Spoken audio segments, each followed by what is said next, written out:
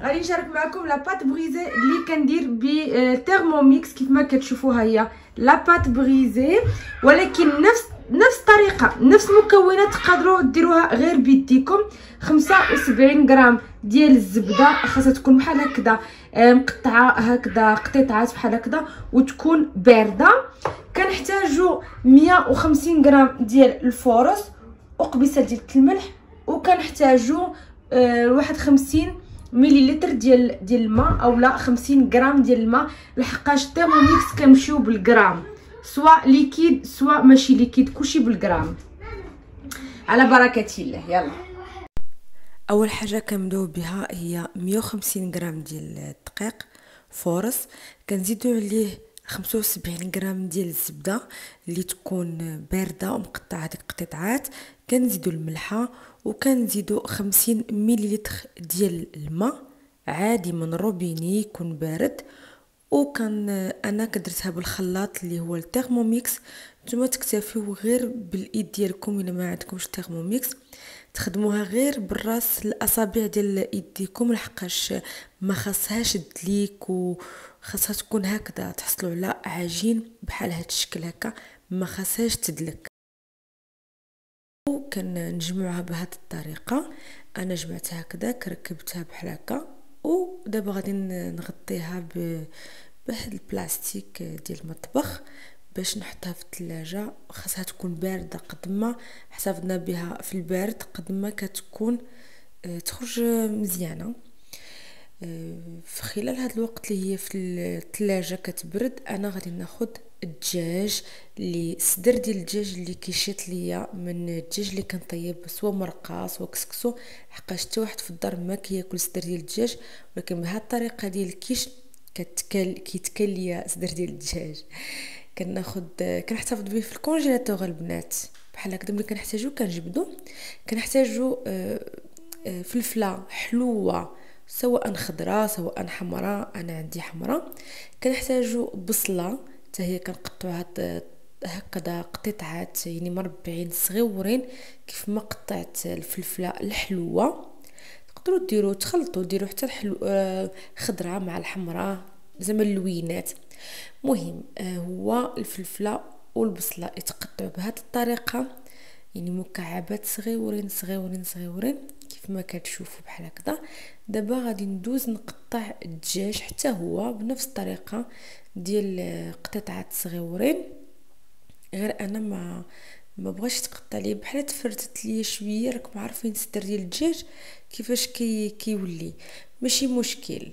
كيف ما هكا في واحد المقله غادي ندير الزويته بلديه، غادي نزيد هذيك البصله، وغادي نزيد هذاك الفلفله الحلوه اللي قطعت، وغنبدا نشحر. تقدروا تزيدوا حتى واحد معلقه صغيره ديال الزبده. نزيدوا الملحه ونشحر، نزيدوا بزيره ونشحر مزيان كيف ما كتشوفوا بحال هكذا، ونغطيو وعاوتاني نشحروا. المهم على النار اللي تكون متوسطه، بما يهبط ليا هذاك البصله والفلفله. غادي نزيد عليها الدجاج اللي قطعت حتى هو، غنزيد على الخليط ونحرك بحال هكذا ونشحر مزيان ونغطي ونبقى نحل. المهم حتى يشرب ليا مزيان هذاك لاصوص ديال الزويته وينزل. دابا غادي ندوز نجبد لاباط ديالتي اللي هي لاباط بريزي. كيف ما شفتوا سرحت هذاك البابي كويسون باش ما يتلصقش ليا، وكنبدا نسرح بها هكا بالمدلك احسن باش تجي متساويه، ماشي تجي من جهه غليظه ومن جهه رقيقه. فهمتوني؟ كناخذ واحد المول اللي ما كيلصقش، وكندهنوه بالزبده والدقيق، وكندير عليه العجينه كيف ما هاد الطريقه كتشوفوني انا كنديرها. انا كندير ديما عيني ميزاني وعارفه الحد والقياس. ضروري ما نتكوها بالشوكه اللي هي الفرشيطه باش ما تنفخش لينا. تكوها مزيان وندخلوها في الفران. خاصها طيب هي الاولى على درجه حراره 180 واحد 14 دقيقه. بما هي كطيب ندوز نصايب الخليط باش غادي نخلط هذاك اللي كنقولوا ليه لاباغاي. كنحتاجو دانون مسوس، جوج بيضات، جوج فرماجات لافاش كيري، وشويه ديال الكوزه ومليحه وبزيره بيان سور. كنطربوا هادوك البيضات كيف ما كتشوفوا. كنزيدوا عليهم دانون مسوس قياس واحد 3 المعلقات كبار ديال دانون مسوس. الكوزه كنزيدوها والملحه، الكوزه واحد الربيع ديال معلقه صغيره. كنزيدوا الفرomاج لافاش كيري على حسب الاختيار ديالكم نتوما، اش من فرomاج عندكم في الدار تقدروا تستعملوه، مي ضروري ما نديروا الفرomاج. كنزيدوا واحد النص ديال ساشي ديال الخماره ديال الحلوى، ضروريه باش تنفخ لينا هذيك الخليط مليحه ومزيره. صافي الله يجعل البركه. ودابا نخلط مزيان مزيان مزيان مزيان باش كل الخليط يجي متجانس.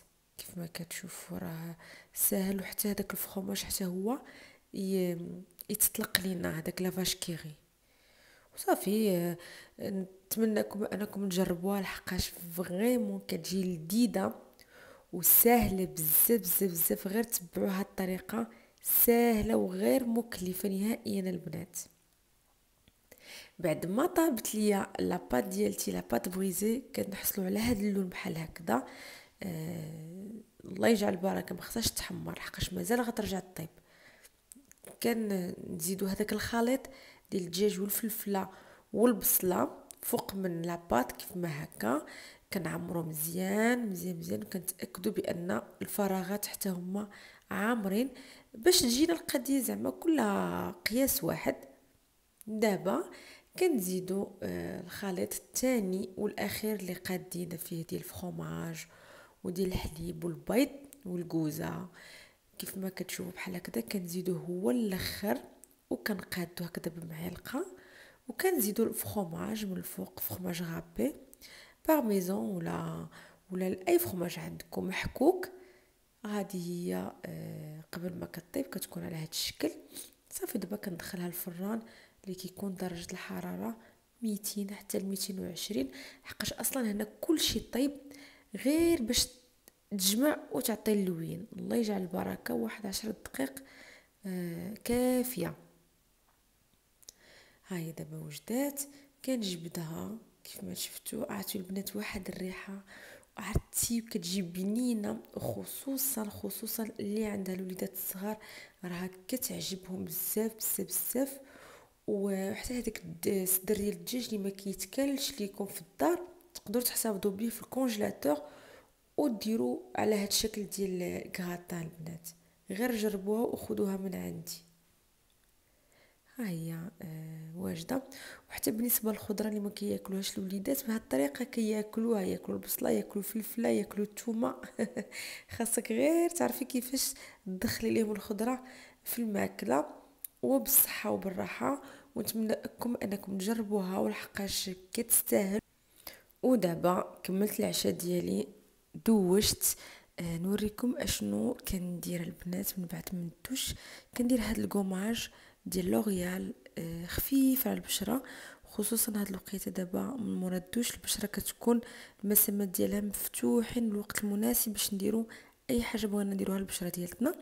كندير هاد الكوماج اني مره في السيمانه كافي، خصوصا دابا في هاد الوقيته ديال الشتاء والبرد الجو كينشف البشره. صافي كندير هذاك الكوماج ديالي وكنشيل بالماء دافي وكنتبعو الماء بارد باش يتسدوا لي المسامات. احسن ماسك ممكن ديريه في حياتك هو هذا الماسك البنات ديال دانون مسوس كامل الدسم. مهم يكون كامل الدسم. البنات راه تقدروا ديروه كل نهار. هاد دانون مسوس ما تصوروش كيعطي واحد النقاوه للبشره وكيصفي البشره وكيوحد لون البشره وكيقبض المسامات وكيبيض. البنات باغيين تبيضوا، اللي باغا تفتح لون البشره ديالتها وتوحد لون البشره ما عليها غير بدانون مسوس. وانا كنستعملو تقريبا كل نهار وديروه حتى تحت من العينين فوق من العينين. كيفتح لينا هذيك الغموقيه اللي كتكون في الدوره ديال العين. فهمتوني علاش داويه؟ ديال التعب ديال الارهاق. بما كينشف ليا ضروري غادي نغسل سنيناتي بالدونتيفريس. وهنا بغيت نوريكم هاد البيكربونات الصودا اللي كنديرو انا مره في الاسبوع، كيعاون على سنيناتي بياضو. البنات جربوه، ما غيضركم حتى شي حاجه الا استعملتوه مره. هو ما يمكنش نستعمله كل نهار، لا ما كينصحوش به، ولكن مره في الاسبوع او مره في 15 يوم راه زوين بزاف.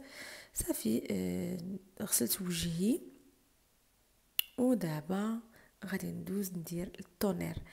اي تونير دائما نديروه في الوسط ديال العنايه والبشره قبل ما نديرو اي كريم او اي سيروم. من بعد ما كتغسلي وجهك وكتنظفيه ضروري نمسحو بالتونير. دابا غادي ندوز الكونتور ديال العينين.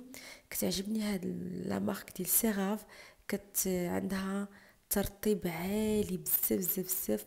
انا هادي راه يعني التوب الثاني اللي كنستعمل هاد العام، هي فيها الخير والبركه. كدي صافي كندير هاد المساج بحال هكذا خفيف ظريف الدوره ديال العين باش الدوره الدمويه تدور مزيان وصافي. دابا غادي ندوز باش ندير اون كريم ايدغاتونط للبشره ديالتي. هاد لا كريم خديتها من دي ام اللي عندها طبيعيه 100% وعندها ترطيب عالي، خصوصا في هاد الوقيته البشره محتاجه ترطيب البنات. وكندير المساج ديالي بحال هكذا. دابا غادي ندير بوماليف. ضروري الشفايف البنات يترطبوا، راه الحال بارد دابا. ضروري ما تنساوش هاد القضيه. مؤخرا خديت زيت الخروع باش نديرو الحجباني. كيف ما كتشوفوا درتو في هاد البلاصه ديال الريسيل قديمه انا ديال ماسكارا اللي نظفتها وملي الليل كنشط بها حجباني. ودابا هاد السيروم اللي غادي ندهن به شعري، وغادي ندير بيان سور باتشا. ما غاديش السشوار، ما غاديش بلاك، باتشا الله يجعل البركه.